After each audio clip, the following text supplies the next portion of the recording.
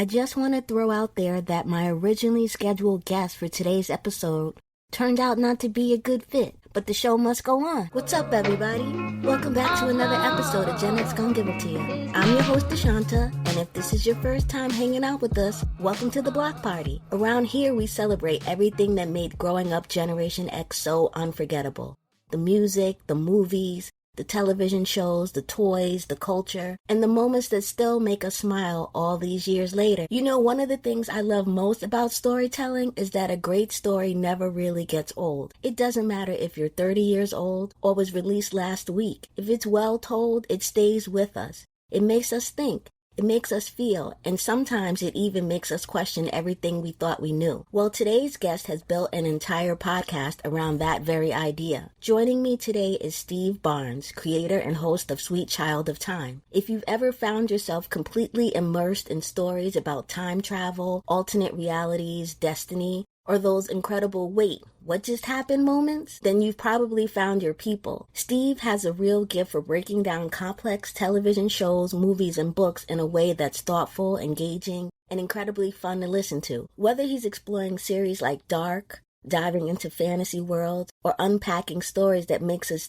think differently about time itself, Steve reminds us that the best entertainment doesn't end when the credits roll. It sparks conversations that stay with us very long after. Today we're going to talk about stuff from Steve's childhood that helped shape who he is, and leading up to what inspired Sweet Child of Time. Why stories about time continue to fascinate audiences, how nostalgia shapes the way we experience entertainment, and of course, we're going to have a little Gen X fun along the way. Steve, thank you so much for joining me today. Welcome to Gen X Gonna Give It To You. I am so excited that you are here. We have a lot to talk about, so let's get right into it. Great. Thank you very much for having me. I love all your questions you sent me. I know it was a slew of questions, and we probably won't get through all of them, but just to give you a gist of how this show is done, I just wanted to be just prepared as much for you. I know that you live in Richmond. Is that where you're originally from? That's right. I've always been Richmond. That's correct. And have you always been Virginia Beach? No, originally I'm from the Bronx, but Co-op City is where I will say that I was raised and proud to be from, as I've mentioned in other episodes. Can you tell us a little about Richmond? Like, what was it like growing up during that time? I had a ball. We always lived in communities where there were lots of other kids. And it's always been a real diverse mix. And yeah, I don't just use that word lightly. Like literally, like I grew up in Henrico County, and there's just like a huge population, especially in the high school that I went to, which is Tucker High School. But there's huge populations of like Filipino, Laotian, Greeks, Lebanese, Vietnamese, and Germans, of course, Black, just a huge mix of people. So everybody had different ethnicities. Everybody was always into kind of the same stuff, you know, like action movies and MTV and the same fashions. Right. What type of fashions? I guess I would say like, because we're talking 80s, early 80s, and myself, I had one of those British flag muscle shirts like the guy from Def Leppard had. Really audacious. It's really funny looking back that I had that. A lot of denim, I suppose. Denim jean jackets with patches were the thing back then. And not always like heavy metal, you know, because like I remember girls having jean jackets that were bleached with like Duran Duran and Madonna patches and stuff on them. Right, the acid wash. Acid wash, that's right. And yes. What type of jeans? Like we were wearing like Sassons and Gloria Vanderbilts. Were y'all wearing similar brands? Those names don't ring a bell with me at all. I was because I'd never dressed in those fashions. And I remember people wearing a lot of, not Calvin Klein, but the one that's like a step below Calvin, Benetton or Benetton or whatever it is. No, Benetton, yeah. Benetton, that was like a big fashion. And the Coca-Cola, like they had a jeans line as well, if you remember that. Yep. That was really big when I was in middle school. Nice. Speaking of school, were there any teachers that made an impact on your life? Yeah, when I saw that question, I thought of like pretty much every English teacher that introduced cool books to us, which is pretty much every English teacher from like 8th grade on. It always seemed to be the English teachers that I liked the most. And it's sad I can't really shout out anybody individual except for like I remember Mrs. Huffman's name, but I don't remember any of my other English teachers' names. But the That's great fair. books that we read is I was really into those book discussions when we did that. What book stands out for you? Lord of the Flies. We had like I remember that was like a big heated discussion where like it seemed like half the class was against the other about different types of symbolism. Great Gatsby, you know, that was one they made us read. And sometimes the books they made us read were 1984, for example. What books did they make you read in like up in your way? I believe 1984. I don't recall Lord of the Flies until later. And I'm probably thinking of the movie. I don't think I even read the Lord of the Flies. What were we reading? I don't know. Because I remember like getting little commendations for Deshanta read blah, blah, blah amount of books this week. But I can't specify what books they were. But I was a reader back in the day. Like, I still am. But to narrow down a book, I don't recall for school anyway. But I grew Outsiders, up that was a really popular one they made us read. Yes, S.E. Hinton. But I can't even say I read it. I just know the movie. I'm such a movie head. Horrible. I swear, I read. Reading is fundamental. I knew this episode was going to be good because I watched, or rather listened to your Little House on the Prairie episode, which we'll talk about later, but I was like, he gets it. This is going to be fun and engaging, so I appreciate you, definitely. Let's transition a little bit. Can you remember some of your favorite TV shows growing up that you really enjoyed? Yeah.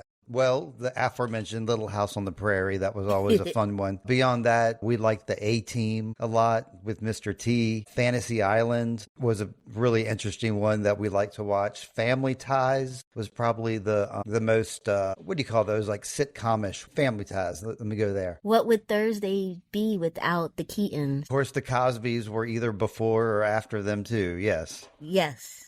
I think, yeah, they were Thursdays too. And speaking of Cosby's, like, you know, we didn't know anything about Bill Cosby back then, but what I did know is that when I spent the night at my grandma's house, like I would wake up like at 6 or 6:30 because Fat Albert came on like so early in the morning. And so I would have to wake up really early just to watch it. And I think it was like Saturday too. I recall. Hey. What about favorite movies? Back then, I'd say like the Terminator. We went and saw that in the theaters quite a few times. And like for whatever reason, like this is a very 80s Gen X kind of thing, but they really featured like Nikes, and they had like the Velcro Air Jordans that they featured that Reese put on, and like they had a nice slow pan shot. I can't think of anything more 80s than that, is like him in that department store running from the Terminator, getting dressed in the latest fashion. That's one of the best movies. Well, probably on my top 10, but Kyle Reese is everything.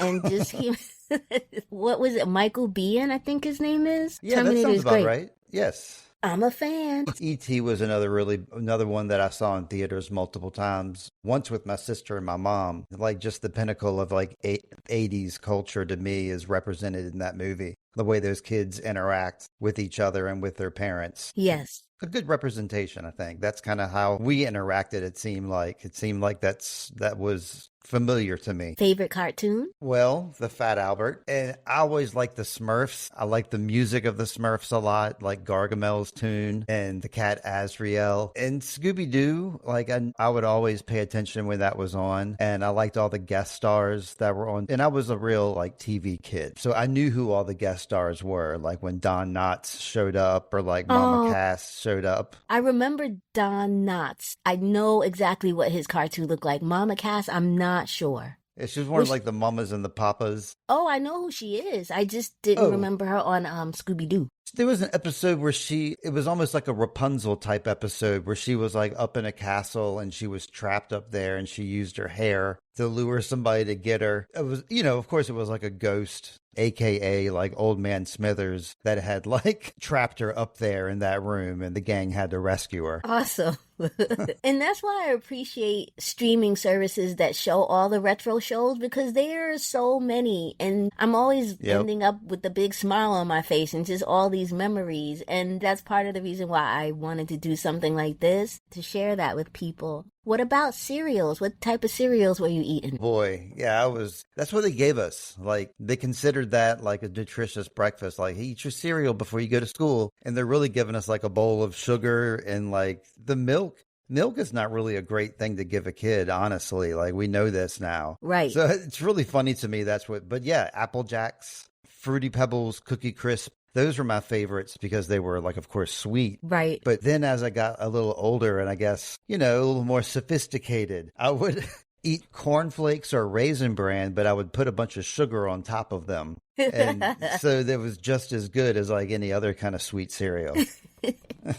That would be a Gen X move. Yeah. And then drink all the milk afterwards. Yes. I mean, it's wonderful. I haven't done that. Favorite candies? Right on. Candies when I was a kid and now, like, because they still have them in like drugstores now, is like the caramels. Like, even if they're like the really hard caramels, I really like those because they lasted for a long time. Yeah. Big League Chew. That was when I was a kid, of course. Yeah. You would act all cool while you had it, like you were chewing tobacco. And the way that it was packaged in that cool pouch thing, thrifty kids like me knew that you could reuse that pouch for, other stuff. But that was a super sweet gum that seemed to last longer than most gums somehow. I remember it. And then I'm a chocolate guy. I'm really, like I said, the caramels. So I like Snickers bars and any kind of chocolate with caramel. I don't do it much. I try to avoid that stuff, of course, now. I'm almost 54. But there was a time in my life when I would eat a Snicker bar every day, every single day. I feel like this is the moment that I should say I really like Snickers and I've been bad lately. And then I see this news report and they're like, Snickers causes cancer. I'm like, no! So to everyone out there, stop with the Snickers. I'm just saying. What is the ingredient that causes cancer? I can look it up right now. I don't remember. There was a list of them. And I'm like, okay, I'm good. No!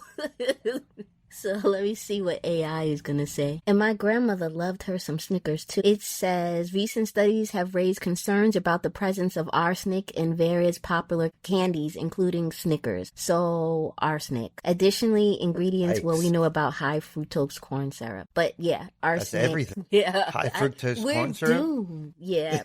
And it's funny because we go to the supermarket knowing, anyway, why is the health food section so small in a supermarket where we're supposed to have sustainable food? But here we are. And the prices are jacked up too because it's like a small company that they have to like have the prices, pay them back for their work. So they're higher, of course. And then you have these larger companies that can cut their prices in half. So yeah, like that health food section you're talking about is usually expensive stuff that people bypass. Exactly. Because they have to. That's what they've had us coming down to, unfortunately. And I'm not trying to become a drag, so let's keep it moving. Let's talk about video games for a little while, because I love video games. I'm not a fanatic or anything, but I do enjoy some good games. What were you playing back in the day? This classic 1980s stuff. Like, we had a movie theater and a grocery store that were about like 15 minutes, a 15-minute walk, maybe like a 10-minute bike ride because it was all uphill. And there was a Super Mario or like a Mario Brothers. There was a Dig Dug and there was a Galaga. And then, of course, in the movie theater, they had all the pinball machines and stuff. So those other games, though, were the ones that we played all the time. And because it was a relatively small community. I grew up in this neighborhood in Henrico that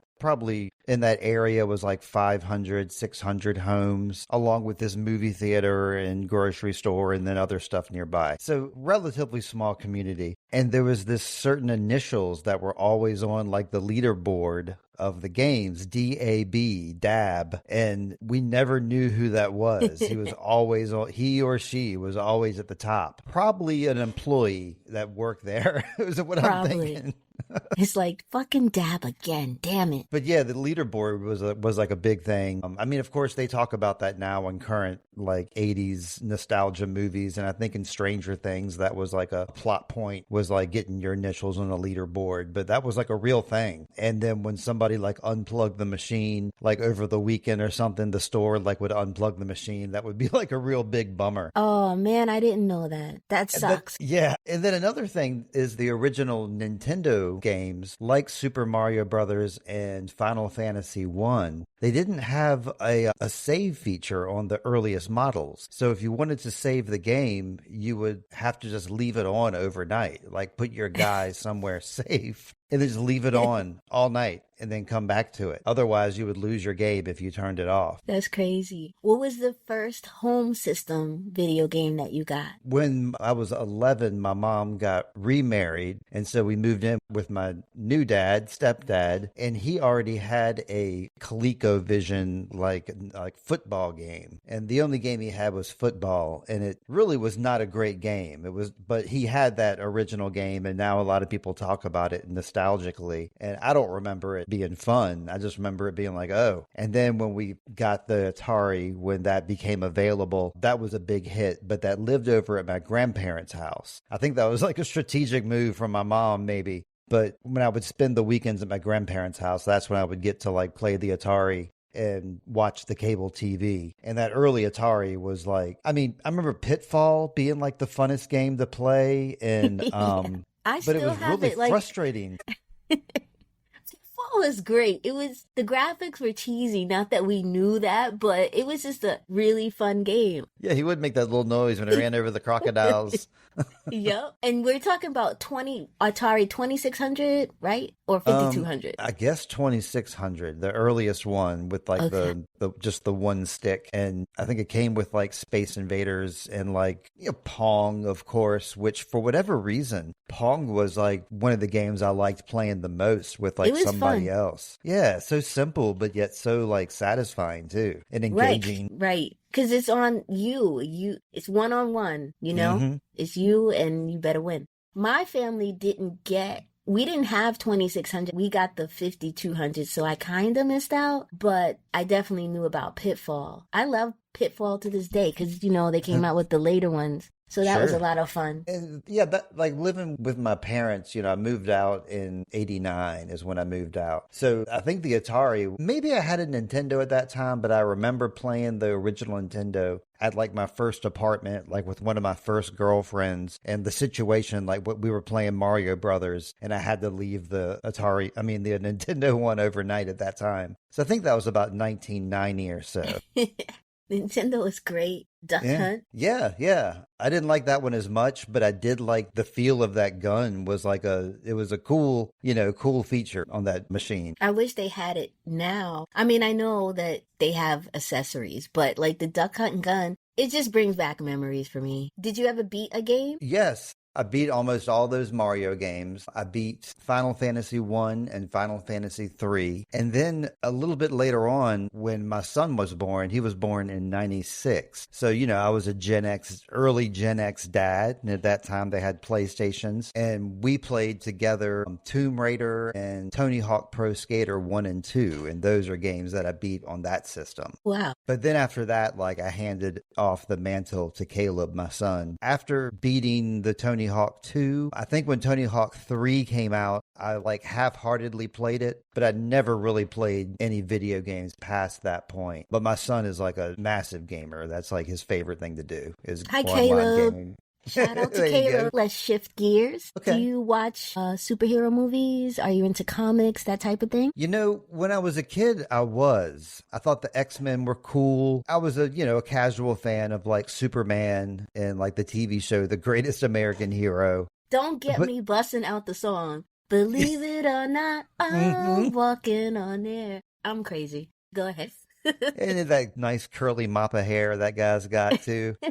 Yeah, that's about as far as my superhero fandom went. And as I got a little older, I started reading the X-Men comic books. And so my son, Caleb, same guy, was also into the X-Men and Marvel. And I had some of the older Marvel stuff, but his stepdad, me and his mom are separated or divorced, I should say. And his stepdad is a real comic guy and is really into like any superhero you can think of. He's like really well versed in it. So he introduced Caleb to a lot of superheroes and stuff. So my son is very much into all the superhero stuff, lore. Myself, I pretty much stopped at like when the X-Men did like their first movie, like with Wolverine and like in the black leather suit. That's where I stopped with my superhero love. And I really wasn't a huge fan when I was a kid. I was more, I don't know, I just not so much into superheroes as much as my other friends were. One kid, I'll give him a shout out, even though we're not really friends or anything, but we were kind of friends back then in middle school. And his name was Glenn. And you know, he and I and another guy, Sean, were friends by default because we didn't really have any other friends at the time. Sixth grade kind of stuff. And Glenn was super into comic books to the point where like he couldn't talk to people because he was reading comic books all the time. And to this day, he owns the comic shop that's right next door to the grocery store that we played video games at. He runs the comic shop over there now. So he's continued on with what he loves. That's dope. Shout out. Yeah, totally. Stories Comics, by the way. I should shout that out. That's very thoughtful. Are you into sports? Or No. were you into sports? No, never. Not at all. Skateboarder. I'm a skateboarder now. And I've always loved that. Even when I was a kid, we would, with like the oldest model skateboards that came out in the early 80s, and we would build really sketchy ramps to skate on. But that's the only sport that I was ever really into.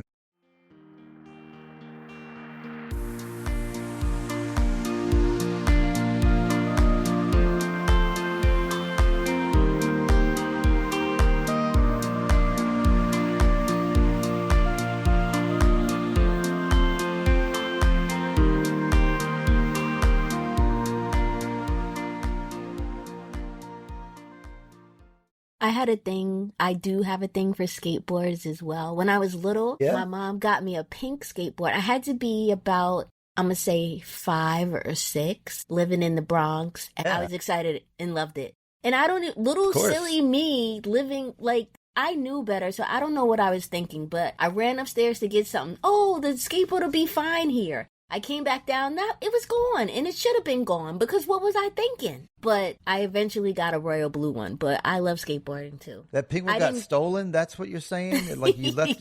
Yeah. We're talking like within like a minute? That's awful. I was relating to loving skateboards too, but yeah, man, I had a dope pink one. And actually, I had so many. I couldn't even begin. I want to sponsor, this is me envisioning my company blowing up, Gen X, gonna give it to you, or Sick Like Minds, because I have a t-shirt company.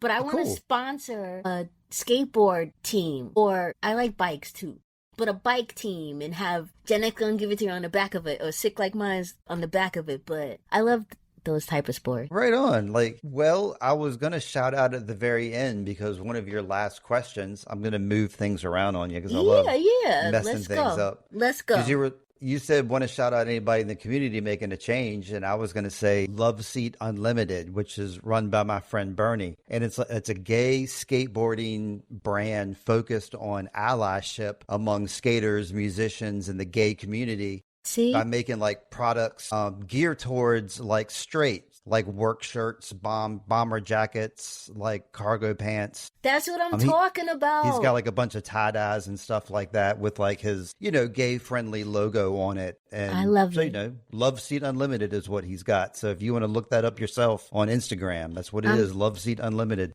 Love Seat Unlimited. I appreciate you for that. And mad love to you for sharing. You know what I mean? Some people want to come on and just talk about themselves. I'll do that too. No. Okay, no shame in your game. I love that. What old school shows do you still watch, if any? Only one, is The Little House on the Prairie. Because my wife and I are the exact same way, where we don't really rewatch stuff very often unless we're rewatching something that we're currently watching, like rewatching the most recent episode of Widow's Bay or whatever. Like, we like to watch newer shows that are coming out as opposed to rewatching stuff. So that really hampers your question here. So the only answer I have is Little House on the Prairie. That's the only show that I still watch from that era. No hamper at all.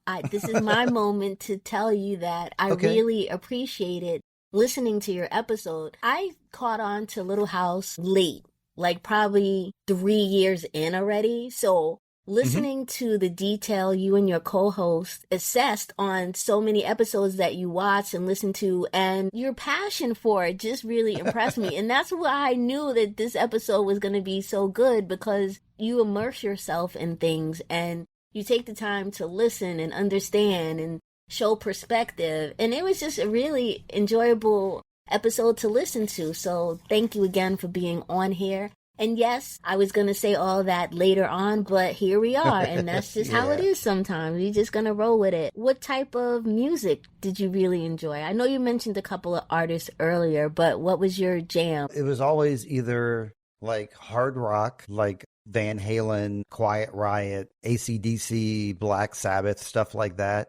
Or it was like hip hop or rap, like the early stuff like Roxanne and like Nucleus, Jam on It. Because that's one thing that we like to do is rollers. We had a roller skating rink that was also like kind of in our area. So they would play, you know, like Jam on It and Roxanne. And I remember when the real Roxanne came out, that was like one of the first songs that like to me was like a mystery because she was like, I'm the real Roxanne. And I was like, what was that other song? Was that not her? Was there like an imposter Roxanne? Right. Roxanne Shante and then the real Roxanne and UTFO with the Roxanne. I want to be your man. Roxanne. I love it. Can't you understand? I still like that same stuff. I still like, you know, Led Zeppelin and Van Halen and stuff a lot. And I don't listen to the old school rap. I've like moved on to like, I think a lot of Gen X guys listen to the same type of like hip hop that I do, which is like Kendrick Lamar and like Tyler the Creator and like Kanye and guys who are like 40, 50 years old, Kid Cudi. I like that kind of stuff now. So I don't really listen to the older stuff anymore. I know some people like to listen to like the, you know, LL Cool J, Run DMC for nostalgia. I never really put on, yeah, I never put on nostalgia stuff. I'd much rather put on current stuff. I don't know. I'm not one to look back, which is why I was really eager to like come on your podcast and talk about this stuff because this is something I don't normally do. And I appreciate that. Thank you. So tell me about, I know AC/DC, but I can't say that I would know, like, oh, they sing this. So do you have any popular songs that might come to mind? Back in Black. If you heard the guitar riff, it's Back in Black. I hit the sack.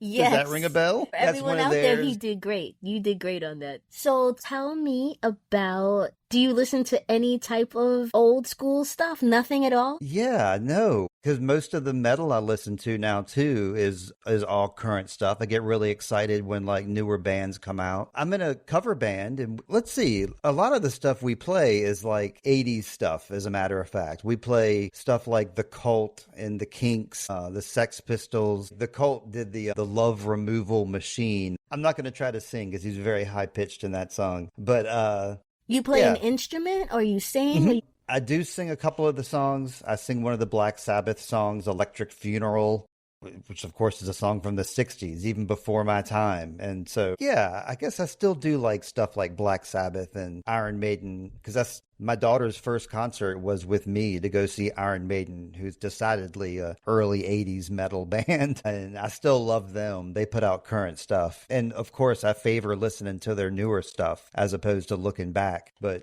yeah, those are my bands right there, I guess. How long have you been in a band? Oh, as long as I can remember, really.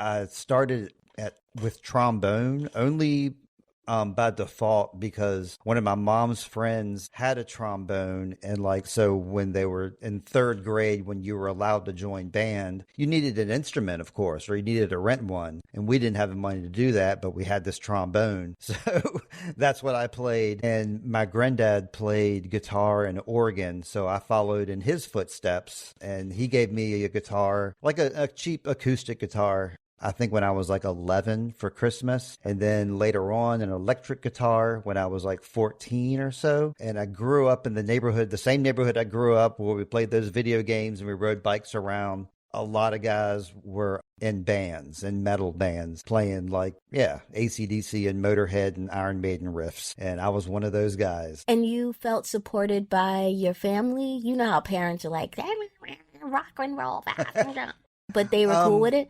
Not really, because my mom liked the house to be completely silent when she went to bed. Like if you went to the bathroom, you would get in trouble. One of those kind of deals. So I can't say that she was 100% supportive, because I didn't get to play guitar as much as I wanted. I always had to go take my guitar to my friends' houses to play with them. But yeah, I mean, supportive. They bought me instruments. They listened to me clumsily play guitar for them when I would, show them what I was working on. So yeah, I mean, I don't want to discount them at all. They were supportive. But, some of my friends their parents were like, yeah, y'all can play in here as loud as you want 24/7. I don't care. And I'm like, yeah, that's where we're going to hang out. Right. So what would you say would be like one of your best moments growing up? Do you have anything that stands out for you? Sure. Yeah. Like we spent a lot of time, especially like before I learned to drive, because that's like, when you're kind of stuck in that neighborhood with those kids, you can't really go anywhere. This has really developed a lot now, of course, but at the time it wasn't as developed. So there's lots of woods, and there was also some early development happening. So places that we could go lift lumber and like wood to go make those skateboard ramps and forts in the woods. So there was a lot of fun memories of like building forts in the woods and like starting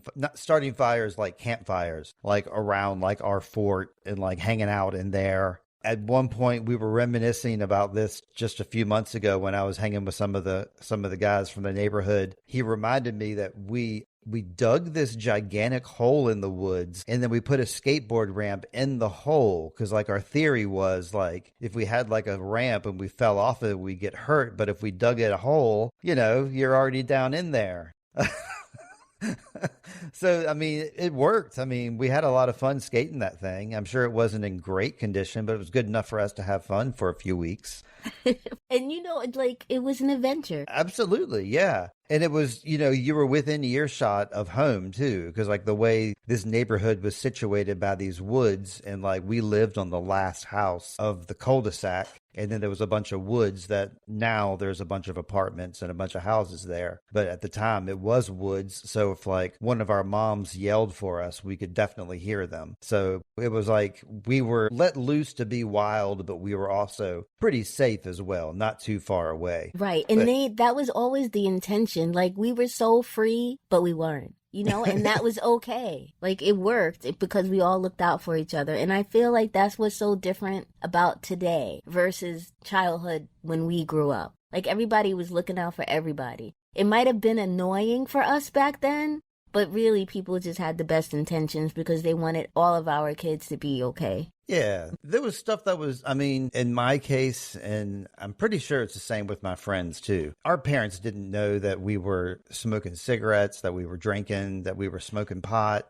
that we were spending our paper route money on pot. Right. Sometimes some of the kids on worse stuff than that. We were never caught. Like, I think all you had to do was like take a whiff of us as we walked past and you would know. So I don't know. We weren't as monitored and guided as much, I think, as a lot of kids are. Like me as a parent, I notice things about my kid. I know that I'm paying probably like 100% more attention to my kids than my mom was paying to me. And it's not like she was doing a bad job, but I think I learned like what I should be doing from what she was not doing. I love your perspective. And again, going back to just hearing your podcast, you made the 1800s feel like it was dope. It was just the greatest time ever. Uh-huh. Your attentiveness to the episode reflects how you are as a person and what I see, and it's just different. And that stood out for me too, the nurturing, and it was nice. So that's why I looked forward to this interview. When you were little, was there something that you absolutely had to have that you didn't get? Yeah, talking about like hanging out in those woods that were by the cul-de-sac. My next door neighbor, Kurt, and then another kid down the block had dirt bikes, like motorized dirt bikes. I wanted one so bad. Go ahead. Yep.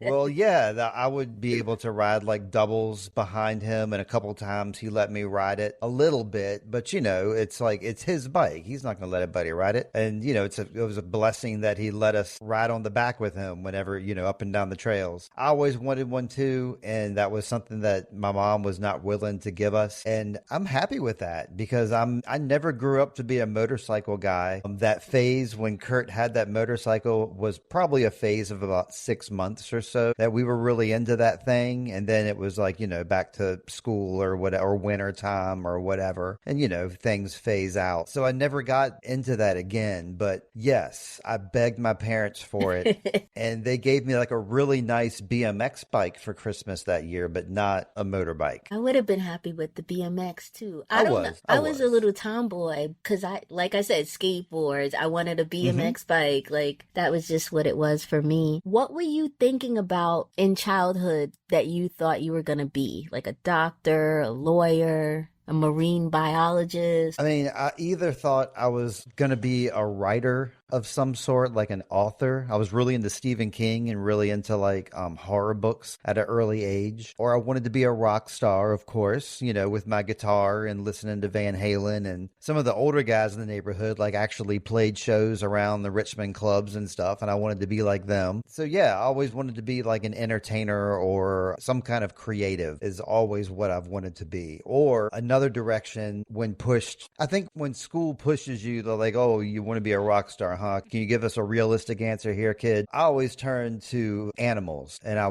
always said I would go into veterinarian medicine. And that's a path I obviously did not take. That would require college, which I didn't go to. Yeah, either creative or working with animals. And what I'm doing now is I'm working in the water utility industry, and I've been doing that since 2000. And I don't dislike my job. I get to drive around a lot, work with water, help customers with issues. So it's not terrible, but I'm not a rock star or anything. I do podcast. And I do play in 2 different bands, and I do release music and all that kind of stuff. But that's something like a younger me looking at me now probably wouldn't understand. They would be like, so you've released, me, Steve Barnes, you've released 6 EPs, like 1 album. You've been in a TV show and you don't make any money doing, you have a podcast, 170 episodes. You've interviewed like famous actors. You don't make any money doing that you do that all for free?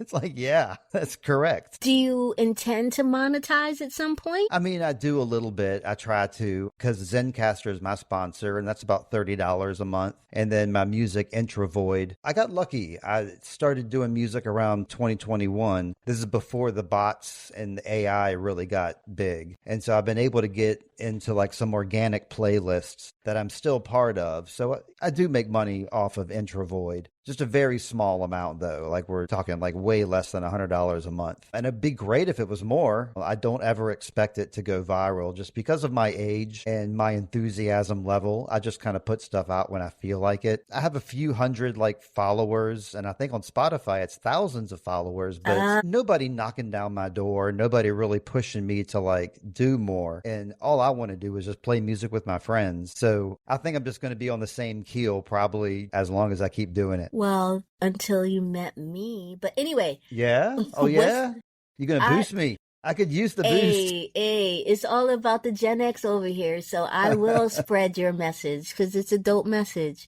You mentioned that you had 2 bands. What are their names? Mm-hmm. Well, me and my pals, I guess you would call us Electric Fist. That's the one where we play like Judas Priest and Motorhead and stuff. And it's funny because the guys in this band, there's 5 of us. It's the exact same band that I was at, the very first band I was in that we played shows back in 91, 92. It's the exact same guy that's in this band now. We used to be called Dead at Birth back then, which is a terrible name, but we played a few shows under that name together. Now we're together as Electric Fist. And also Introvoid is my band, and that's the band that I've released the EPs and the album. And a couple of guys from Electric Fist are with me in Introvoid, and that's where I released original music. And I have a friend, James, who goes by the rap handle Marshland Monster, and he has a contact with another rapper, probably a few levels above us, Dragon Boy Suede. And I've been able to remix some of their music. So, it's like hip hop, like droney kind of trip hop kind of, a couple of it's kind of jazzy, a couple of metal remixes, but all my stuff is either my metal stuff or it's this hip hop remixes I do with them. And do you receive producer credits on this? Did you organize everything? Oh, nice. Mm-hmm. That's very cool. Regarding Sweet Child of Time, your podcast, it Thank focuses you. on stories where time itself is almost a character. What is it about time travel, alternate timeline, and generational storytelling that inspired you to build an entire series around that concept? I think the main reason is, well, I mean, of course, I love time travel movies just on its face. You know, it's not like I have like a strong connection to them, or it doesn't, there's not like really big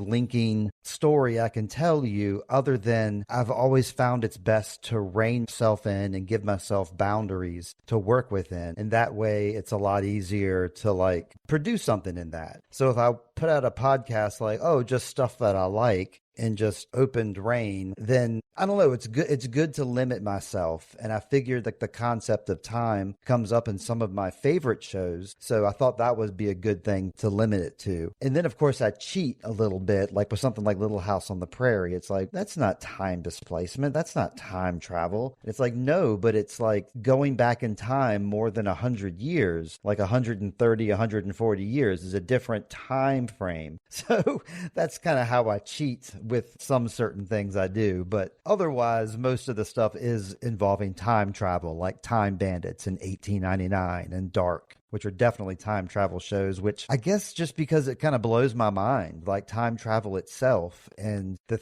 thought of meeting another alternate version of myself. Here's something interesting that kind of ties in with this. And this is before I'd started doing the podcast as well. Is I was working for the utility company. I was reading meters, and it was a walking job. I would walk from meter to meter physically and read the meters physically that way. And I would come down the street one way and then come down up the other way, and I'd be going down the same cross street multiple times. One time I was just thinking crazy because I'm a crazy thinker. And as I came to a hill on one of the cross streets, I saw somebody, just the glimpse of them. And I could have swore it was like me. And I was like, is that me from like 2 hours ago? And cause I just came up this street just this way. And what if I could talk to myself from that time and take some kind of message? And of course, this is all just goofy thoughts because I immediately realized that the person that I saw was like a woman walking her dog, but the way the sun was shining, it was just a figure that kind of had my build. So just that thought kind of always stuck with me. And anytime I came to a cross street, I would always go back to that thought of how would I meet myself? And when I started watching shows and doing podcasts about them, especially Dark, there's a show on Netflix called Dark that's a 3-season time travel show where exactly that happens. Characters meet themselves and guide themselves. So yeah, it's just a neat concept that I thought would be a way that I could rein myself in.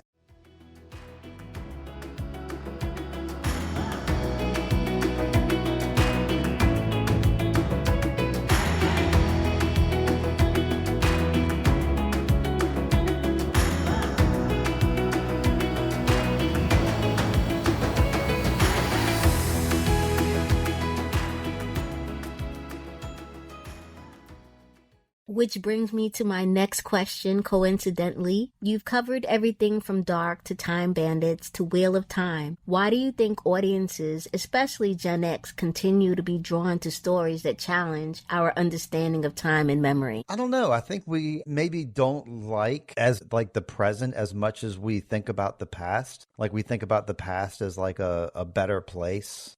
We think about it as better than it actually was. So if there's, I don't know, I think it's that yearning for going back to something that you thought was better than it is now. Fair enough. You've mentioned two things that made me think of Twilight Zone episodes. Going back in the past, Stop at Bartleby, when you just spoke about the past, that popped into my head. And the one, I think it's called Mirror Image. I hope I'm right about that.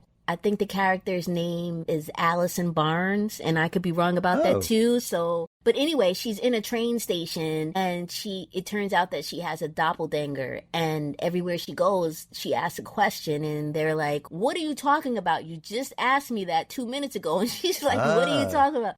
Anyway, very good episodes. I'm a big Twilight Zone fan, so that's what made me think of that when you said that. And I get it. Time, how as easy as you can understand time, you can't. For me, that's in my interpretation. So I'm always trying to grasp new things to understand about it. And it's so fascinating. But time is relative or non-existent. It depends on who you talk to. Right. Like somebody says, like, is this now? And it's like, nope, it's not now. That was then. There is no Right. now. As soon as you Right. recognize that it's now, now is then. Right. One thing we do as Gen X gonna give it to you is revisit movies and television from our youth through the eyes of adults. Has there ever been a series you loved years ago that completely changed meaning after revisiting it in your podcast? And I'm gonna guess that you're gonna say Little House on the Prairie, but I could be wrong. I guess Star Wars, like I was a huge fan of like the original trilogy, grew up with that, and also really excited for my son when, the Phantom Menace came out in 99. He was 3 years old. We went to the midnight showing. My buddy James, myself, and Caleb, little 3-year-old Caleb, he fell asleep, of course, because the movie's like 2.5 hours long. It's in his spirit, though. That's right. I mean, he's still a big Star Wars fan. Yes. I didn't have the same enthusiasm for like the next set of Star Wars stuff that came out. It made me realize like how loosey-goosey the original Star Wars trilogy really was. Like, he didn't really have a great plan. Like, he did have a plan of what he wanted to do, but he didn't exactly set out 100% with all the chess pieces in place. So he and like others expanded the Star Wars universe, I think, in a lot of weird and unnecessary ways. Like what? I guess the sequels, which is like the Force Awakens, which is pretty good, and then the two that followed that, which I didn't feel were good. I felt they were more just a spectacle of action and production as opposed to like story. And they kind of muddied the story up more than they needed to, Were you frustrated by the fact that they basically decimated the Jedis and they made Luke into this little punk ass? Like, I don't understand. Am I bitter about it? Can you hear it in my voice? What happened? Anyway. In the introduction of midichlorians, that was another thing that like watching the Phantom Menace and they're talking about midichlorian counts and that's how you're a Jedi. I'm like, really? Okay. I kind of went along with it at the time, but like looking at that through the lens now, it's like, yeah, that really not really a good concept. They should have jumped on. It was a cop out. I can't even believe Jedis, excuse me, because I consider myself a Jedi. I can't even believe we went out like this. I'm very upset. But that's for another episode. Maybe I'll invite you back on and have others that have issues because we weren't supposed to go out like this. I have a 1977 episode because that was my favorite year. So I briefly discussed Star Wars and just how this is not the way. Do you understand? Like, no. You led us astray and then you dropped us off. You left us. All right. I mean, The Mandalorian kind of did the right thing for a while, and I really did like Andor a lot. And even though, like, despite everything else, like Baby Yoda, Grogu, he's really cute. He really is cute. I mean, I think it's hard to discount his cuteness. He is totally cute, and I appreciate it. But there's like a huge gap here. Like, we started so strong. What happened? Who hates Star Wars? Who hates Jedis? What's going on? This is what led the franchise. And now what do we have? There is a reason. Yeah. So that's how I feel about it. Here, yeah, I'm sorry. I brought that up.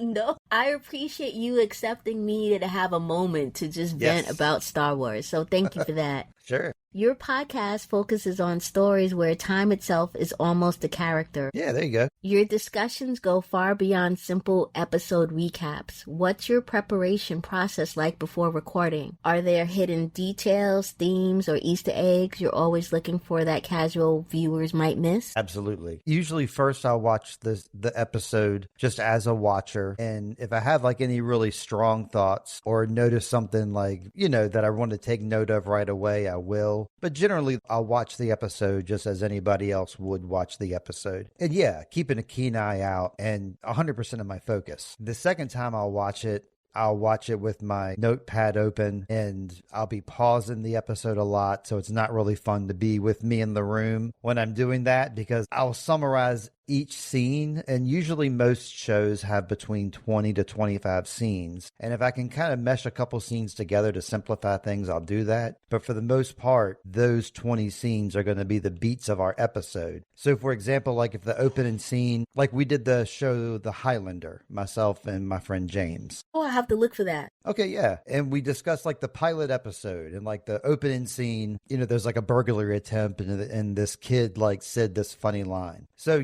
that's going to be the first thing we talk about. And what me or my co-host might have a riff that's off of something that they said. Like, for example, this kid said this funny line. And so we're going to recount that line and then add our own tags on top of it and then continue the flow like that. And for example, with Little House on the Prairie, there's an episode that I'm getting ready to do with someone, and Laura has an accident with one of her dolls and it breaks. But she's like really like leaning into like the fact that this doll is alive and that this doll like has feelings, and like she's being like really kind to it. And that's going to be one of the topics of discussion in that episode is like, did you have that feeling with any of your stuffed animals or with any of your toys, or like, you thought you were hurting their feelings if you didn't play with them enough, or, did you personify any of your toys and which ones? So there'll be like discussion points that come up from the show, unique discussions that I would normally wouldn't ask somebody that, but because we're watching this particular episode, it's an interesting topic. Thank you for that. I appreciate the clarification. If you could recommend just one time-related movie or television series that every member of Gen X should experience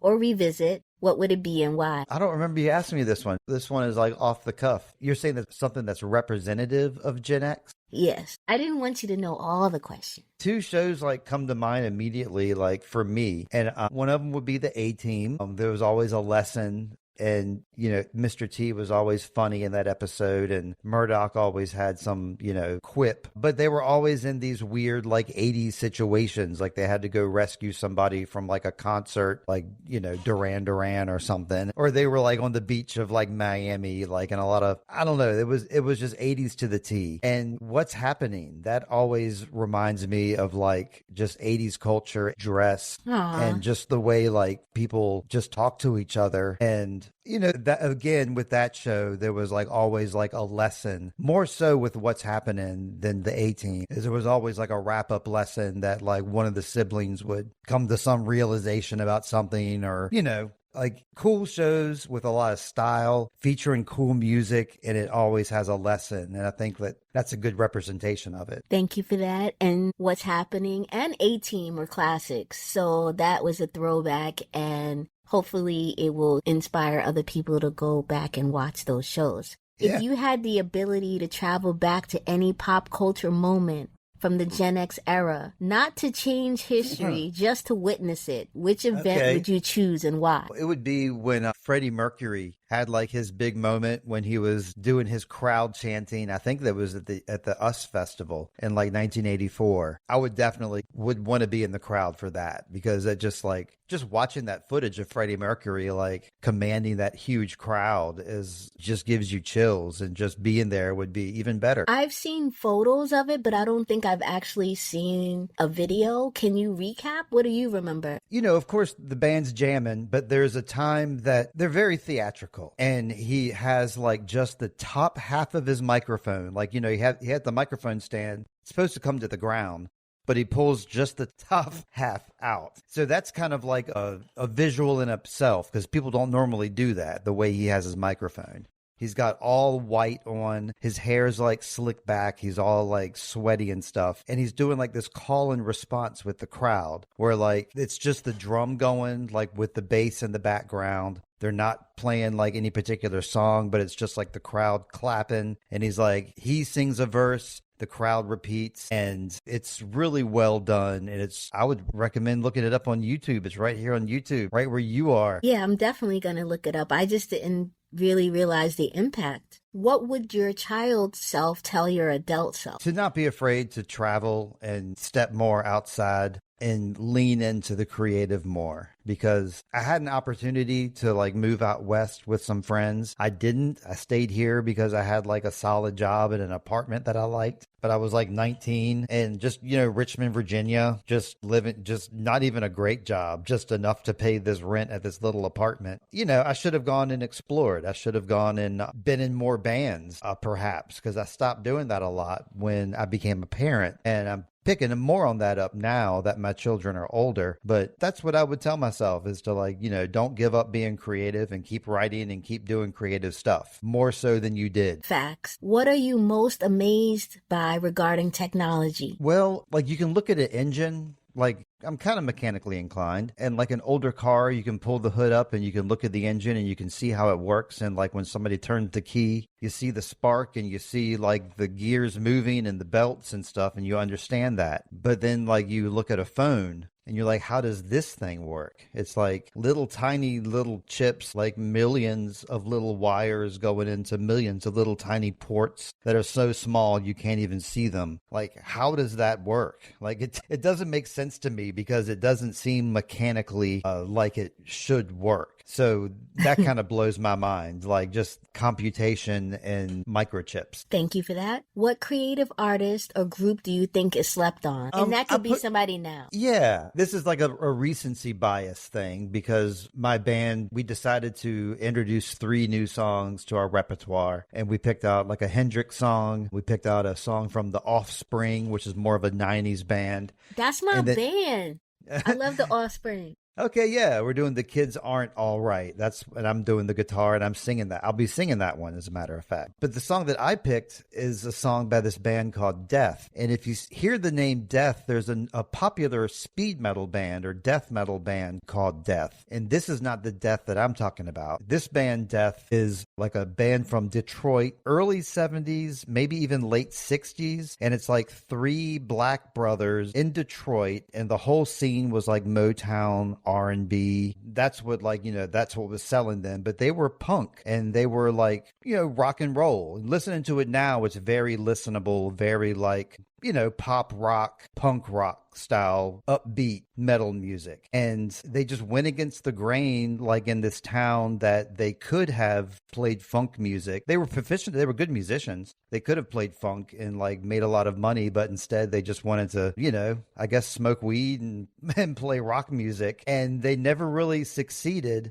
until they were discovered about maybe 3 or 4 years ago. Somebody picked up on their demo tape because it was never widely released. It was only like, underground, maybe like 1,000 copies sold. And I think it was the guy from the Smashing Pumpkins, Billy Corgan, that rediscovered Death, and they were still around and living in the same house that they practiced in way back then. And they did a documentary about these guys, and it's a documentary called A Band Called Death. And even though the documentary was put out, it still didn't get like a huge wide release. And their music is like kind of like Thin Lizzy, kind of AC/DC, very listenable rock and roll music. And I think more people should check them out. And if you could, this is a personal request, but if you could send me a couple of links, because I'd like to hear the songs. I'm just a sucker with no self-esteem. Oh, way, oh. Oh, yeah. Heck yeah. Those are my people. How did you end up in a podcast, actually? What made you get into that? I guess just knowing that I had the ability to do it. And that gave me the wherewithal to do it because I understood editing from like always being in bands. And I'm pretty good at, physical media editing, like cassette tapes, VCR tapes. I enjoy doing video and audio editing like the old school way. When I saw like how podcasts were done, it's basically audio files and you mix a few files in there and you can make your tweaks and do your edits. That just seemed like second nature to me. And I was in a vehicle a lot, working water utilities, or I had my headphones on a lot, and I like to listen to recap podcasts. A real fun thing for me to do is like, because like I said, I was working out by myself, either reading water meters or working with water lines in some sort of way. And I'm working by myself all day. And I used to listen to music. Then I picked up on listening to podcasts. And it was really fun to like watch Game of Thrones on Sunday night and then listen to like a Game of Thrones recap podcast on Tuesday, or like listening to like a podcast where people write in letters to a podcast about Game of Thrones. So you kind of like relive watching that while you're driving your truck from point A to point B. Right. And I was like, I can do this. This is something that I have the ability to do. And I like having hobbies involving audio and editing. So it just kind of seemed like a perfect mix for me, like just a way to like have a hobby and spend my spare time time, like having a product to put out there instead of just being a consumer of other people's products. And how did you link up with Lindsay Dunn, your co-host? Because when the show 1899 first started airing on Netflix, she, independently of me, has been a librarian and a film critic for like the North Carolina Film Critics Association, and like also like the larger Southeast Film Critics Association. So she was also covering 1899. And so when you're covering a show such as 1899, you watch the show, as you asked me before, you watch the show, you take your notes, you watch the episode multiple times, then you'll go online and see if you can find some like inside information, something interesting to like start your episode with, your podcast episode, like fun fact or like a fact about an actor or something. And in doing so, you look at other people's podcasts. So, you know, Lindsay was checking out our podcast and I was checking out her written recaps that she was doing for 1899. And she was also doing like a YouTube channel at the time. So yeah, we were both just fans and podcasters of covering the same thing. And I think she started reaching out to us. She started writing letters to us and she just wrote them like as Lindsay. She didn't say like, I'm Lindsay Dunn and I'm the person on YouTube or anything like that. She was like, you know, would just write us in letters about what we said the last episode. And it just gotten to a point where we were reading a letter from Lindsay like every week. So eventually we invited her on the podcast and just hit it off really well.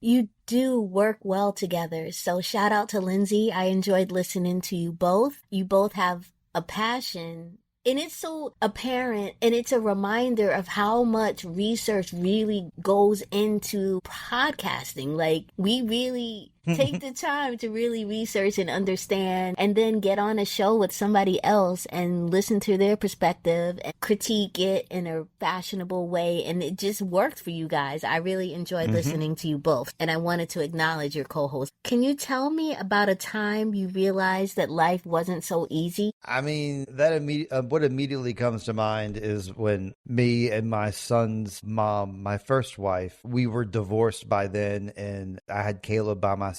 At the time, I was, you know, raising he was mostly with me, and money was not doing too well, and all my utilities got cut off. And it was just a destitute time where like I didn't know how I was going to move forward with like this life of like just been divorced, having like a baby because he was less than 1 year old, and then having all my utilities cut off. Who do I turn to for money? What do I do in this situation?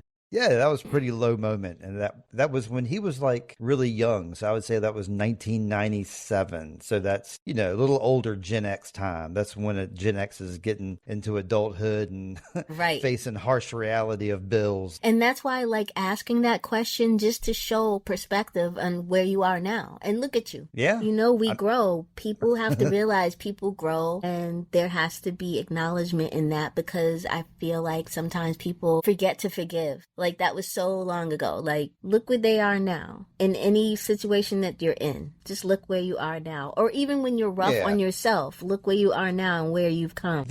I do have like I just thought of this while listening to you this very second. I think as a kid, because I alluded to you, because we've been communicating back and forth before now. Yes. And I alluded like fist fights at the bus stop. And I got into about three fights, and they were always with friends. You know how that goes. But I remember, or I don't remember, I know so well that feeling of knowing that I'm about to get in a fight with somebody, and like walking to the bus stop and seeing them like many houses up, and knowing that when I get to them, we're going to start fighting. So like just having that feeling in your stomach of like heightened awareness and almost wanting to throw up. You know, the few times that I've had that feeling, and I remember having that feeling when I got busted one time, like stealing alcohol. And I had that same feeling in my stomach of like wanting to throw up. Like, I think the room is swimming kind of situation. Those are pretty rough moments. Who were and who are some of your inspirations? Around here in Richmond, there's guys that have stuck with it, like I told you, that I wish I had done, and have always consistently been like in bands and living the band lifestyle, touring, releasing records, and having like legit fans, and maybe not having like music pay all of their bills. They still have to have part-time jobs. But there's a local band here, Gwar, that's pretty popular. But these are just regular guys that are like just slightly older than me, and many of them work jobs here in Richmond as well, like normal guys. They have part-time jobs, and I look up to guys like that. There's another fellow, Ed Trask, who's like a local artist around here, who's been like in old punk rock bands, and now he paints all the murals around Richmond. And he's, again, just a guy a little bit older than me. His lifestyle is completely similar to mine, where he has like a house very similar to mine and raises his kids very similar to mine as well. And one of my oldest bandmates, an acquaintance really, but we were in bands way back when, and we were also in a band a couple years ago. This fellow, Paul Burnett, he's been in lots of different bands and always been consistent with it. And so these three examples I'm giving you are like local guys that are kind of like on my level, I suppose. They're not like huge stars like Axl Rose from Guns N' Roses or anything like that. They're just normal people, and I appreciate that. And yeah, I think it's cool that they can kind of make it creatively in that way, and they can put their stuff out. And you know, kids in Germany and kids in like England like are hearing their music. Originally, that's part of the reason why I wanted this show, because there's so many of us like that has all this talent, that has this big bright light that can do amazing things, and I wanted to put a spotlight on that, especially Gen X. So I agree, we got to shout out everybody that surrounds us if they got something to show. So I get it. Mm-hmm. What are some of your favorite moments in life? Yeah, I think I jumped the gun on this one. That's where I had my category of building forts back in the woods and making that skateboard ramp I talked about. Yeah, smoking a lot of cigarettes and weed back in the woods. And I have a really strong memory of this is definitely a favorite moment too. Me and a really old friend, Billy. This is one of the very first times we smoked pot, and we actually, because you know, as a kid, sometimes you'll smoke pot, but nothing happens. All you're doing is like blowing smoke out your mouth, but you're not actually like feeling anything. You're just in the act of smoking a thing. Yeah. But we were actually high for the first time. And like I said, they were buildings now it's all apartments and houses. So at the time they had these land markers on the trees, like denoting what's going to get cut down and what's not. And me and Billy, all high, we were like, we don't want them to cut these trees down. So we took the markers off the trees, like these orange strips. And that would totally annoy me, like the adult me, like working in water utilities. If I put up a bunch of like markers and then some kid tore them down, I'd be so mad. But that's what we did. And we tied them around our head like headbands. And around this time, like our buddy Kurt with his motorbike pulled up on us, and he emerged like in this big like cloud of like dust. And it seemed like it happened in slow motion. And the way that he greeted us with the motorbike, we had the headbands on. We told Kurt that we're land markers and we're not going to let them take our land. It was such a big moment in our lives. Even though we were just goofy kids being stupid. You were starting a revolution. What do you mean? Yep. What is something common back in the day that you rarely see today? Pop-ins, like people just stopping by your house for no reason. They can't call you ahead of time because you may or may not have a phone. So yeah, people just stop it in. Something that we did here in Richmond was like and in Virginia Beach too, like cruising the strip was a big thing. Like everybody would just drive in big circles around like certain areas of town. And that's something that like they've cut back on. That doesn't happen quite so much anymore. And then a couple big things here in Richmond that used to be great were like midnight movies and like drive-in movies. Oh, yes. Where there was like no rules. Like I remember going to midnight movies and people would smoke in the theater and smoke pot. And I remember on one occasion, these frat guys brought in like beer, like a cooler of beer, and nobody said anything to them. And they were like popping the cans like you know, it's obvious what they're doing, and nobody cared. We were watching the Rocky Horror Picture Show kind of thing. Nice.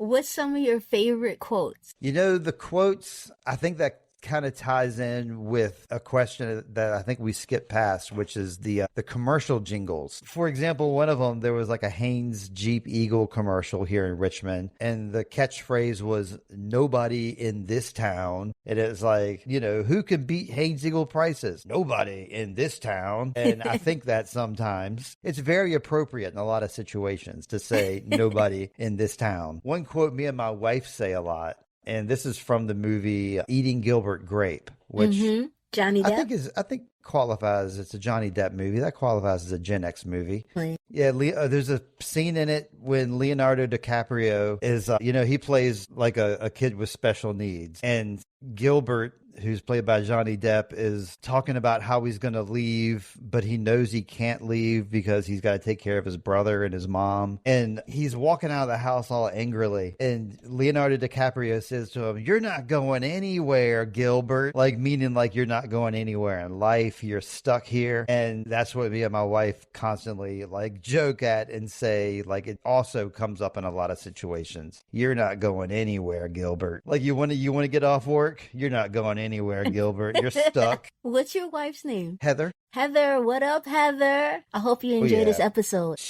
I forwarded her all of your questions so that tomorrow we can discuss with her, because she's more of a millennial. She's considered Gen X because she was born in 1980, but she leans more millennial. Mm-hmm. So she wants to answer all these questions with me and her, just hanging out and see what her answer to these same questions are. I love that. And that's another motivation to spark conversation. I love this. Mm-hmm. Thank you, Heather. Thank you for that. Yeah. What is something from your childhood you keep on your radar? That could be people, social movement, whatever. Everything. I'm still doing the same thing. I'm still skateboarding. I'm still playing music, playing with the same guys I played with back then. My buddy Bernie that I skate with, does the Love Seat Unlimited that we talked about earlier. That skateboard community that you're going to check out. He was one of my oldest friends. So like, that is what I'm keeping on my radar. My friends, my music, skateboarding, and just doing the same thing. And that's why I like doing a podcast, is because I don't really get an opportunity to talk for an hour and a half about a TV show that I love. Usually when you're hanging out with your friends, you can like, yeah, I like that show. It was cool. Remember that one part? Yeah, that was cool. But that's pretty much all it goes to. Yeah. So like, I like having an outlet where I can do the whole thing. Yeah, my friends are on my podcast too, and they allow me to do that with them. Want to shout out anyone in the community making a change? You might have mentioned someone already, but just in case. Sure, yeah, of course, Love Seat Unlimited. You should definitely check them out. And a community that really helped me out a lot was the Marshland Media community. And this is spearheaded by Marshland Monster, the rapper from Chicago. He really helped me get started in podcasting, helping me get set up with publishing and, how to be my own producer and how to like obtain the rights to stuff. So yeah, definitely want to shout out Marshland Media for helping me with that. And, his wife also is a creative, and she has an organization called Darlin Homebody. And I'm looking at my desk right now, and can I turn my camera on and I can show you some of the stuff that she does? We can try. I never used the camera. Oh, okay. Yay. Hi. So she does like cute little animals. Like this one says disobey, and it's got a kitty cat knocking over a glass of water. She does like little figurines, like this little guy, a little skeleton kitty cat. And if you're a member like I am, I'm like one of the Darlin Homebody members. Oh, I can't pull these up because I actually stuck these stickers. She's done a sticker of my dog and of my cat. So yeah, she'll do that, and she'll send them out to all of her other subscribers. And again, just a creative person that likes to put her creative stuff out there and is, trying to support herself by being creative. So many creatives out there. And shout out, if you're Gen X and you're listening and you think you would be great on this show, then you're more than welcome. Just throwing that out there. Mm-hmm. Steve, where can people connect with you and get your content? Sure. I bet you people are watching this on YouTube. So that's a good place to start. I'm also on YouTube. Sweet Child of Time, just exactly like that, is my YouTube channel, and that's where all my podcasts end up. And I have lots of videos and lots of music on there. So